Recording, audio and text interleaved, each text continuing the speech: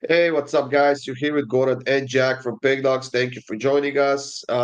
It's Friday, it's May 2nd, and as you can see, it's only the two of us. Kirk is actually busy with his work, so he was not able to join us for this video, but he'll be back for that Saturday and Sunday video, which are our busiest days and when we have the most games to talk about.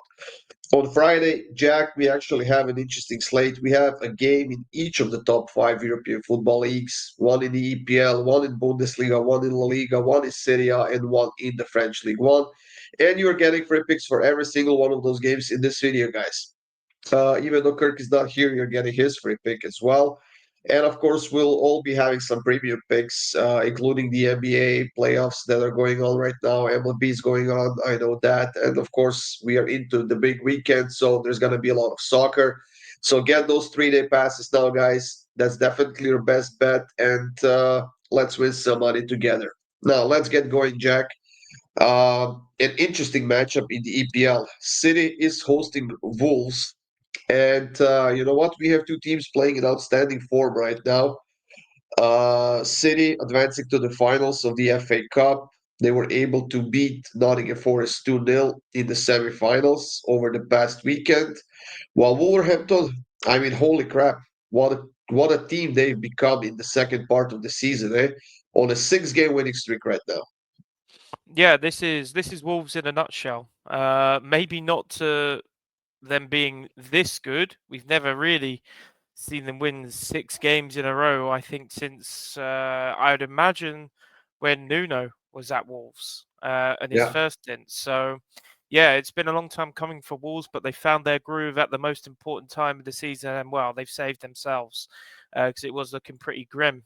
Not long ago, they were 19th, challenging Southampton. So yeah, look, I think this one's really tough to read personally. I don't think City.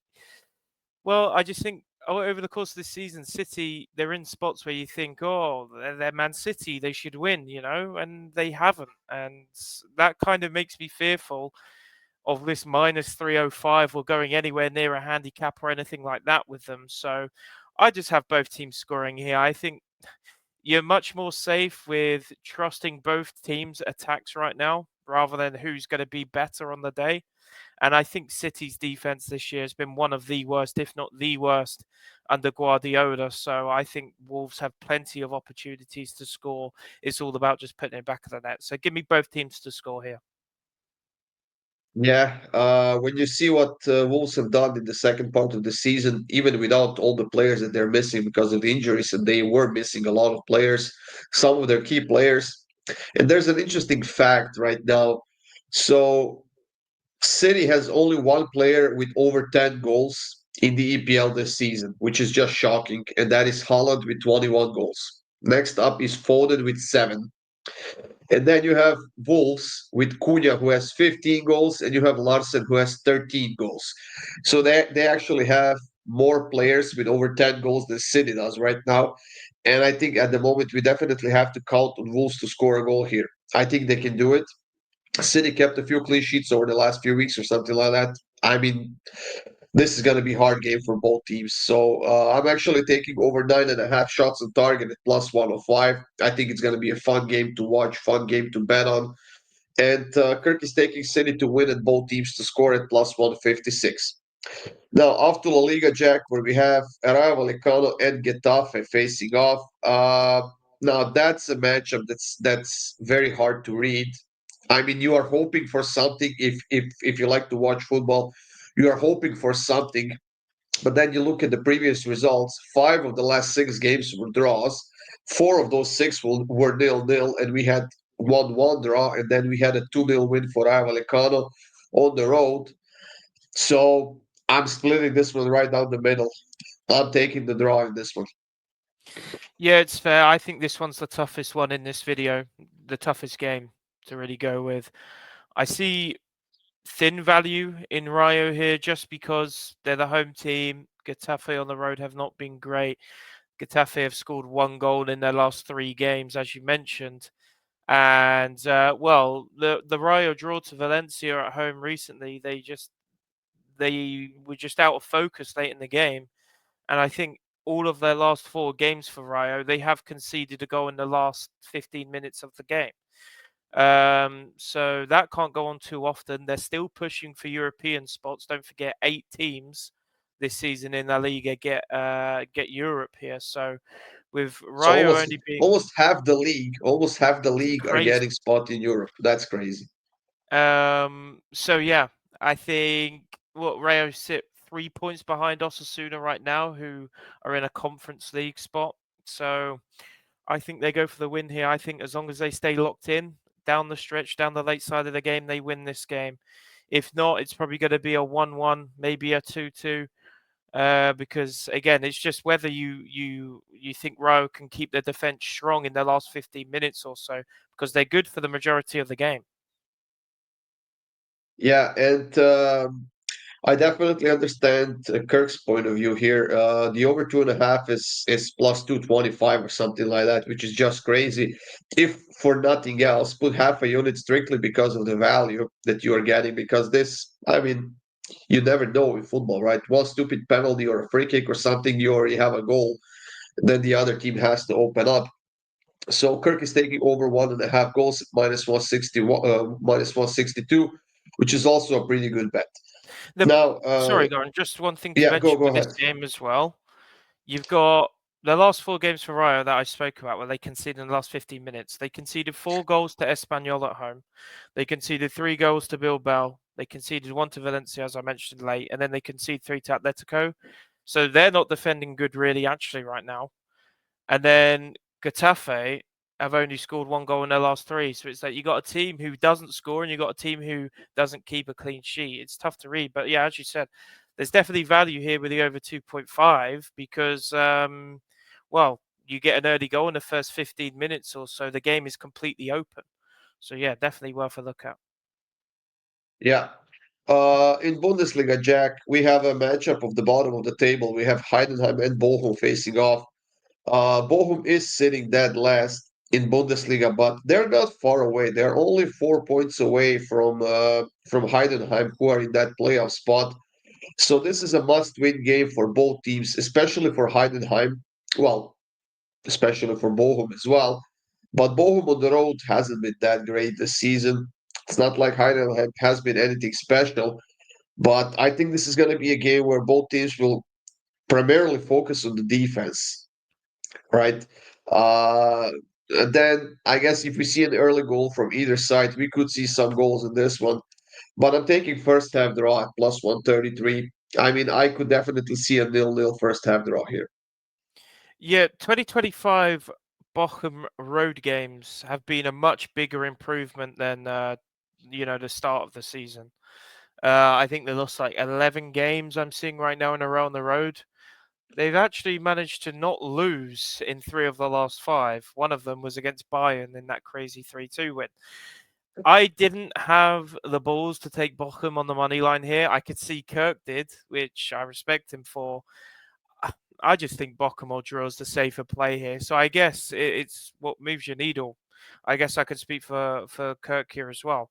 If you want to really push your odds and try and get some decent plus money, then for sure go for Bochum win here because I think they definitely can. But I'm just going a bit more safe with my money here. As we know, Kirk's the rich one. So Yeah. yeah, I'll take the minus 161 with a double chance. I think both. You can vouch for both, honestly. And an interesting thing is that Heidenheim is actually the worst home team in the league. Yeah, and you know what's also crazy? A Heidenheim player has never scored against Bochum in the Bundesliga. They've only scored an own goal. Wow, that's shocking. Yeah, it's That's terrible. crazy. That's it for Bundesliga, Jack. Off to Serie A, where we have Torino and Venezia. Torino coming off of a loss to Napoli on the road. I mean, they're safe. They're sitting in 10th place. They have nothing left to play for. Venezia does, though. They are in the relegation spot, which is 18th, but only 2 points behind Lecce, who are just above them in the standings. Venezia not a great team overall, but they have a lot to lose in this game. Yeah. Torino have just been one of the weirdest teams, I think, in the Serie A this season. They've had some really good wins. They've had some terrible losses. and they've had both sides of draws. They've had some really nice draws on the road and stuff, and they've also had really horrible draws at home. They've drawn 13 games this season, Torino, especially towards the first half of the season. You actually do question how many of those games they would have been going into as the favourite, because in terms of squad, they actually have a pretty decent squad. A lot of experience, a lot of young talent coming through as well. As of recent, though, it's not been great. As I said, they're just a weird team to read. Only one win in their last five. Again, you got Venezia on the road who just don't really do a lot. They draw games, they don't win. But right now, Torino don't concede. They went 2-0 against Udinese. Udinese, for me, one of the most underrated offenses in the league. So I'm going both teams to score equals no in this game. I think Venezia don't score. I could also see a 0-0, another traditional Torino boring draw. So, yeah, I don't see both teams getting on the scoreboard here. And I imagine you have a different opinion on this one. I mean, yeah, I'm just going the other way simply because I think that, I mean, yeah, you said everything we need to know about Venezia, right? They are bad on the road, and Torino is not conceding a lot at home, less than a goal on average, actually, which is a very good defensive thing for them. But Venezia has to score a goal here. Sure, I mean, I guess the pressure is there, but with what, how many games do they have left? They have 4 games left to play. I guess the pressure is not up to here just yet because they still have a bit of time, I suppose, to catch up to Lecce and maybe get above them. But this looks like a game where they simply have to get at least a point out of. I mean, Torino not scoring a lot, not also conceding a lot, but I don't know. I feel like Verona can't keep a clean sheet. Now the thing is, can they score a goal? I don't know. I guess I'll take a gamble here at plus 107. We'll see who's gonna get this one, Jack, you or I. And Kirk is taking Torino on the money line at home at plus 120. I mean, they'll be looking to bounce back against Venezia after a loss to Napoli, but I don't know. It's just a weird game that I'll probably be staying away from. The last game of this video, Jack, we have Nice and Reims in the French League One. Nice still fighting for that Champions League spot. They are now only 1 point away from the qualifications and 2 points away from the third place, and which is the straight Champions League group stage spot. Reims on the other side, sitting 5 points clear of the relegation zone. There's no really pressure on them, and that's the reason why Nice are minus 240 favorites.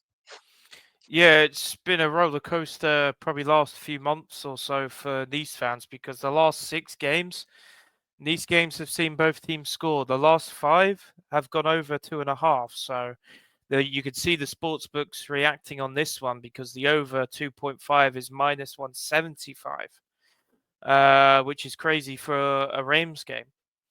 I'm taking again. I'm hoping that 6 streak of both teams to score goes to 7. Reims can score. They usually score 1 goal a game.